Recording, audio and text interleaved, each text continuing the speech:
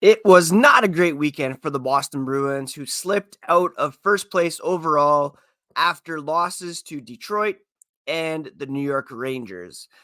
It's only a 2-game mini losing streak. We're going to get through this, and today I'm going to talk about how we can survive this adversity from the Boston Bruins. Let's get into it on today's episode of Locked On Boston Bruins. You're Locked On Bruins, your daily podcast on the Boston Bruins. Part of the Locked On Podcast Network, your team every day.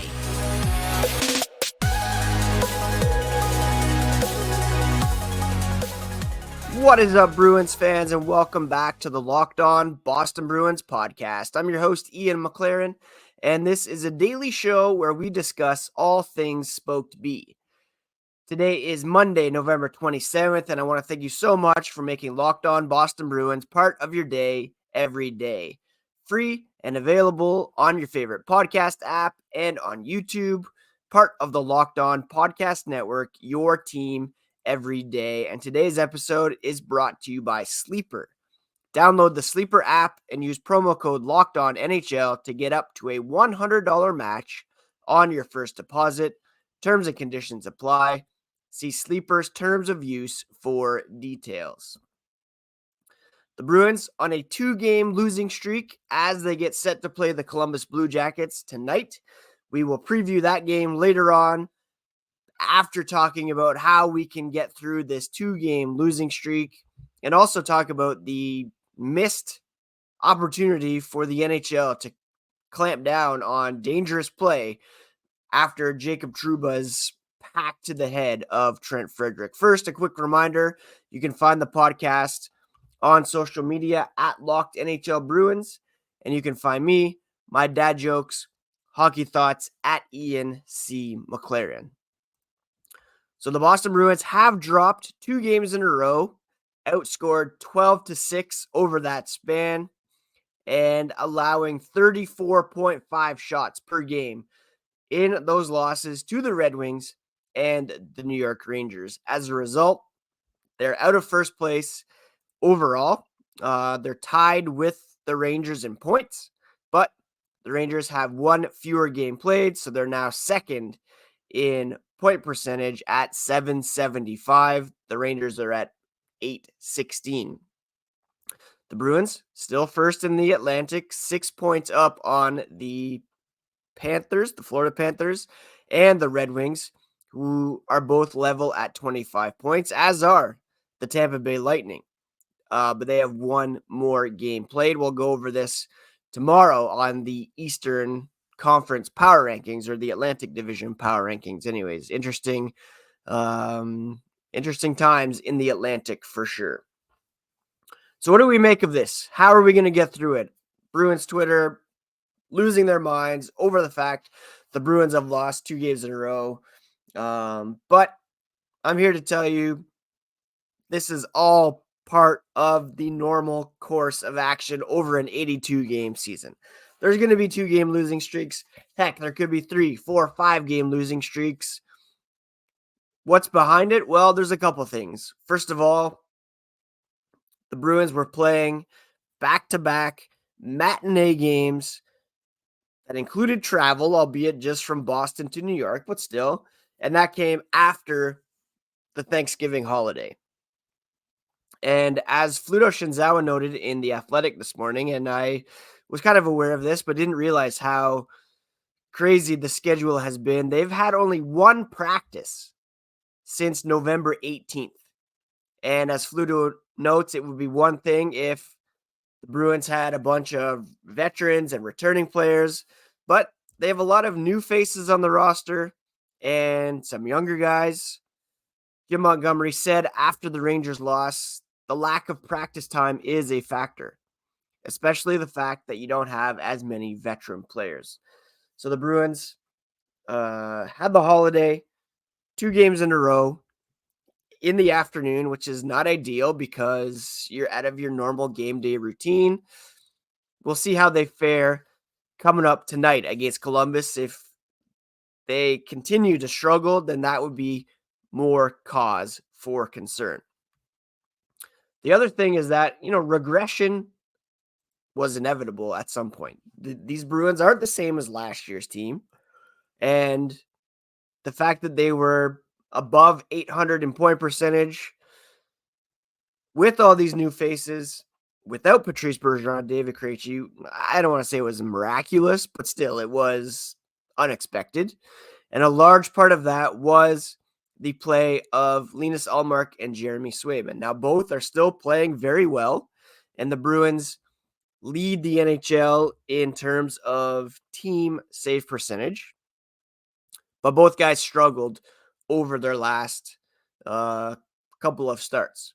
And that's a big reason why Boston lost these last two games.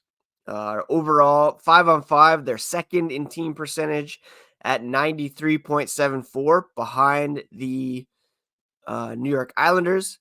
At all strengths, this team, according to Natural Stat Trick, first in the NHL at 92.1%. But over the last couple games, both Swayman and Ullmark struggled a little bit, and that was a big reason why they've lost. In fact, Swayman hasn't looked amazing over his last 4 starts.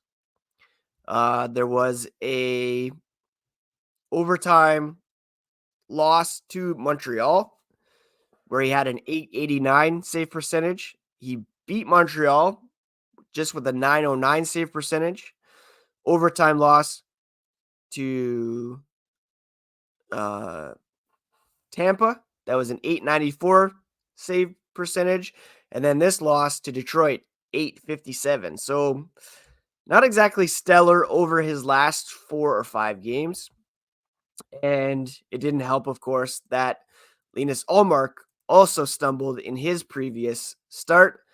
And, while they are still a formidable tandem, these games are going to come up, and it's just going to happen. Now, unfortunately, it happened back to back.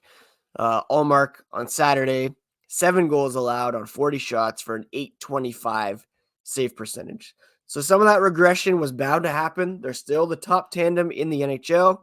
And hopefully, likely, Jeremy Swayman will be able to get the Bruins back on track here tonight against the Columbus Blue Jackets, a game that we will preview later on in the podcast.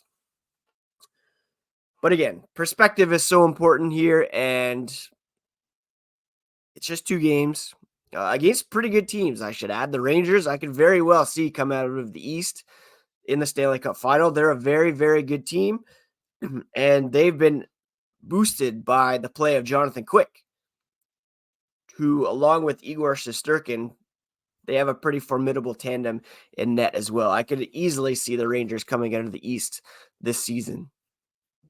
So again, it's an 82-game season.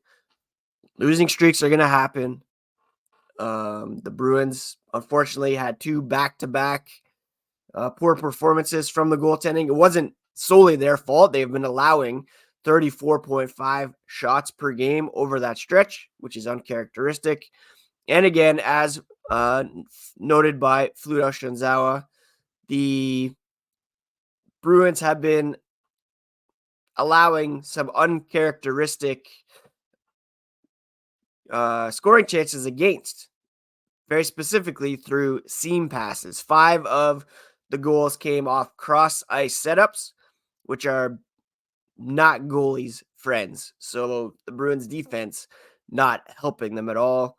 Not to point things solely on the goaltending. Another way to cope with a losing streak is to shift your attention to some other egregious matters. And we'll talk about that here as the podcast continues. Jacob Trouba on Trent Frederic. They say if you love what you do, you'll never work a day in your life. But if you're a freelancer, there's always dreaded paperwork that comes with it. With Collective, you can focus on your business of one while letting them focus on the paperwork. Collective is the #1 financial solution for freelancers, contractors, and self-employed entrepreneurs, and they let you focus on your passion, not your paperwork. Let Collective handle all the paperwork you dread, like corporate forms and compliance, taxes, bookkeeping.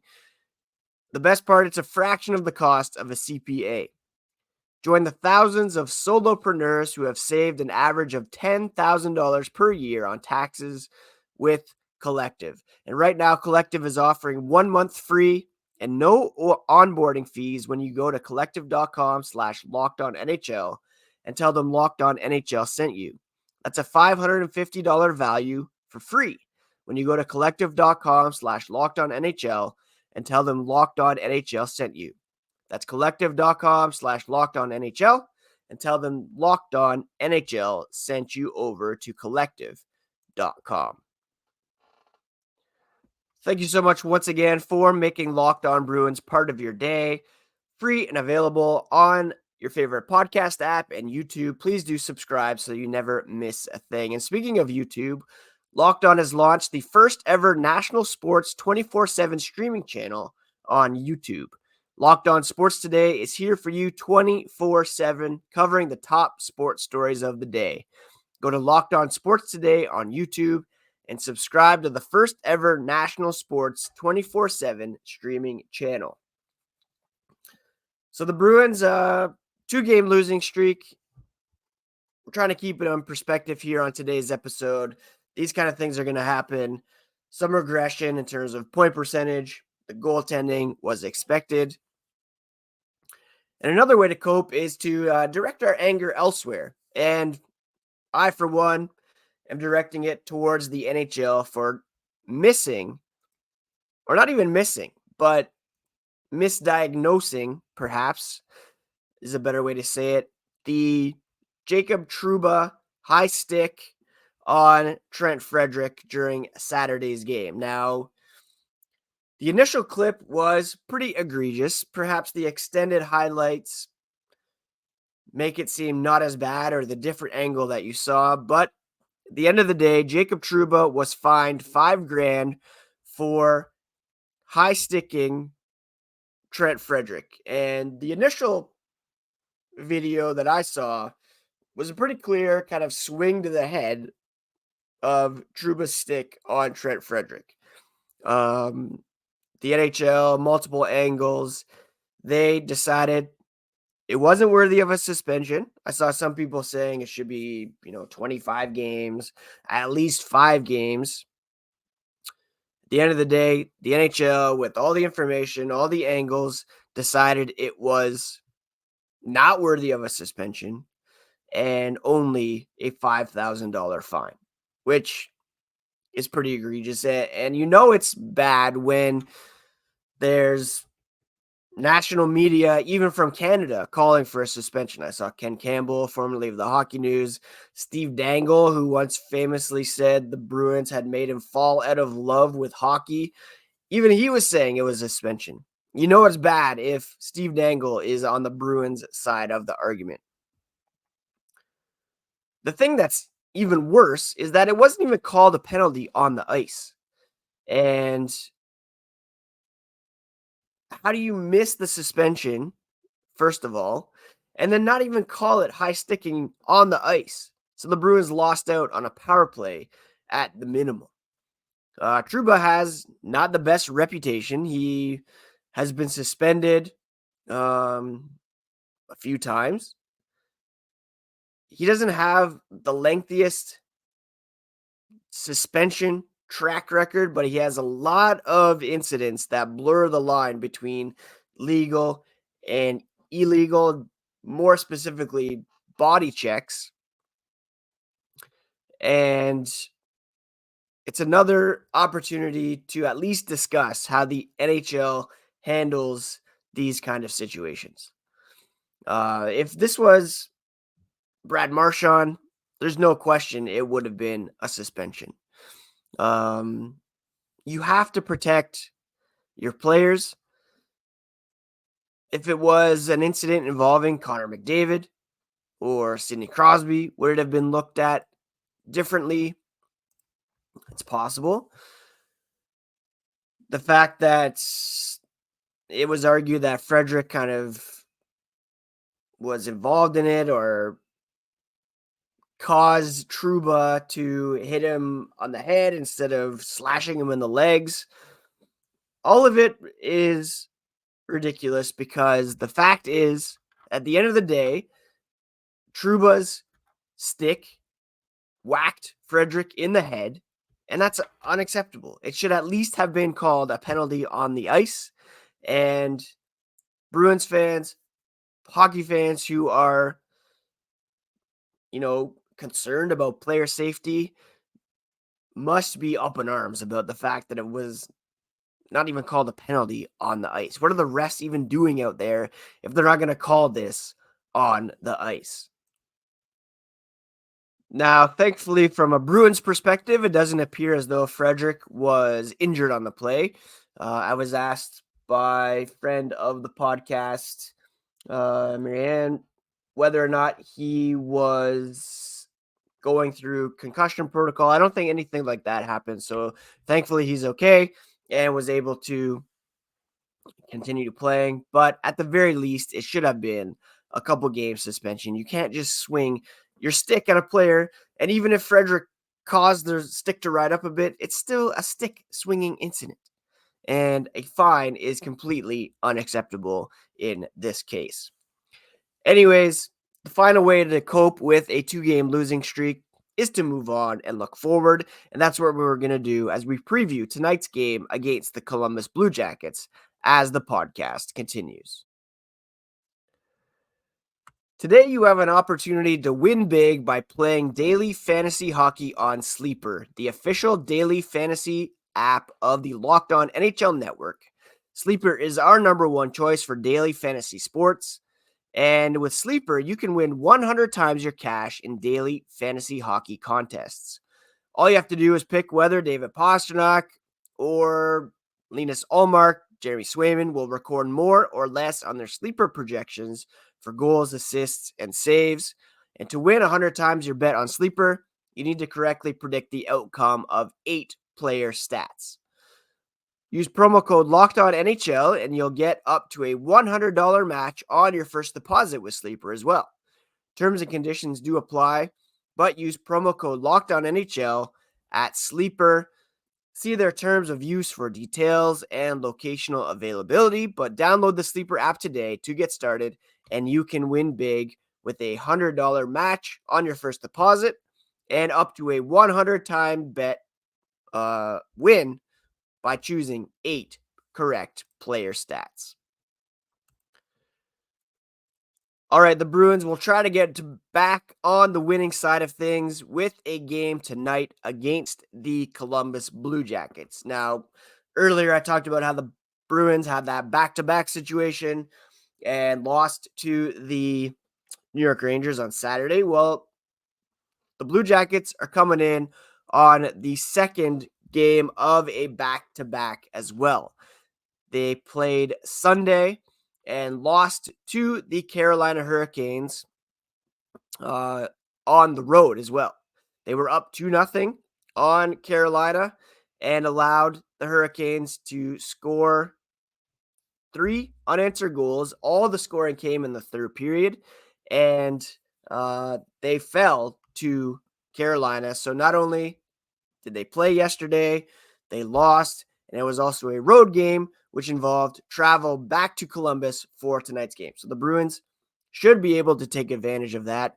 Not to mention, the Hurricanes are not a very good team. They're 2-7-1 over their past 10 games. Overall, 6-12-4. Last place in the Metropolitan Division. So it's a fantastic opportunity for the Bruins to shake off this mini 2-game losing streak. Elvis Merzlikins played yesterday against Carolina, played very well in the loss.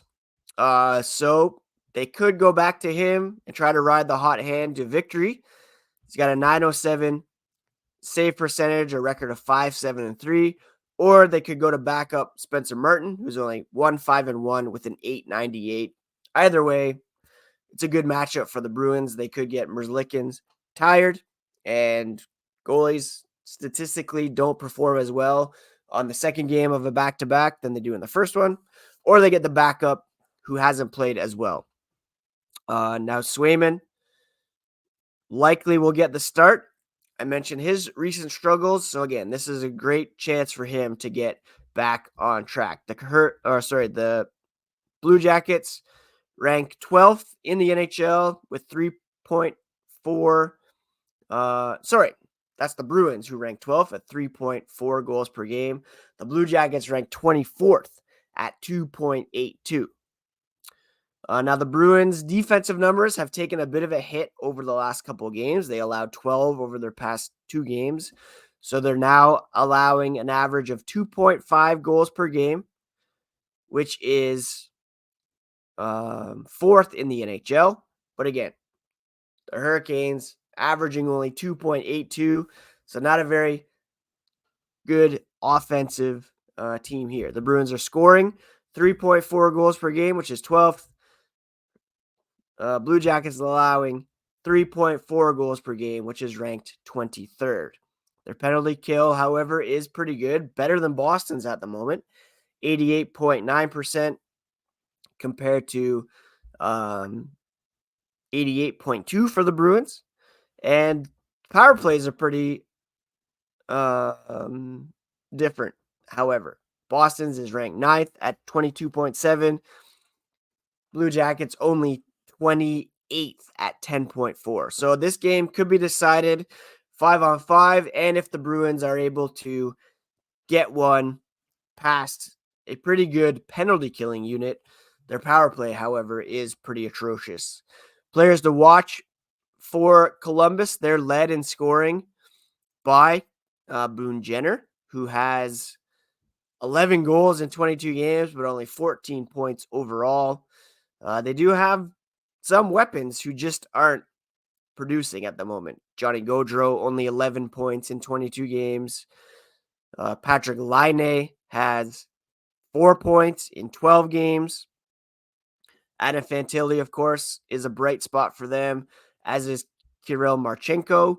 But overall, this team isn't very deep offensively. In fact, I lied. They're led in scoring by Zach Werenski, who has 1 goal and 14 assists for 15 points in 20 games. The Bruins, of course, are led by David Pastrnak, who is up to how many points does he have now? 31 points in 20 games. Charlie Coyle now tied for second with Brad Marchand with 19 points. He's got 9 goals, 10 assists. Marchand, 7 goals, 12 assists. And Pavel Zacha up to 7 goals, 9 assists for 16 points. I should add, James Van Riemsdyk rounds out the top 5. He's got 15 points. But then there's a pretty big drop-off after that. You go from Van Riemsdyk at 15 points to Matt Poitras down at 9 points. Trent Frederic, Jake DeBrusk, Morgan Geekie, Danton Heinen coming in after that. They could really use a couple more guys who hit double digits here. Not to say they're super top heavy, but I wouldn't mind seeing the line of Zacha, Marchand, and Pastrnak broken up a bit. Maybe keep Zacha and Pastrnak together, and maybe put Jake DeBrusk at his natural left side there, and then you could go maybe Poitras with Marchand on the second line to kind of help the youngster get going a little bit. 9 points is not bad for a 19-year-old, but perhaps not ideal for, your third line center. And maybe you have Poitras with Marchand and Morgan Geekie to try to get them going, and then put Heinen back on the fourth line with Lauko and Beecher just to try to mix things up a little bit. You have a very top-heavy Marchand, Zacha, Pastrnak. Again, I wouldn't mind seeing DeBrusk up on that line. Put Marchand with Poitras and Geekie perhaps, just to kind of spread things out. I don't know if it's going to happen, but I wouldn't mind seeing that. Anyways, a very winnable game for the Bruins tonight against the Blue Jackets. And we will recap that one tomorrow, as well as bring you all the latest on the black and gold. I hope this small guide to surviving a 2-game losing streak has been helpful. Keep it in perspective. Direct your anger to the NHL, not the Bruins, because they really messed up on the Trouba situation. And of course, hopefully they can pull it off tonight. If they indeed lose tonight, then maybe we have a bit more to be concerned about. But let's hope that doesn't happen. And we'll talk about it on tomorrow's episode of Locked On Boston Bruins, because we're part of the Locked On Podcast Network, your favorite team every single day. Happy Monday, friends. Take care of yourselves. Take care of each other. And we'll talk to you tomorrow.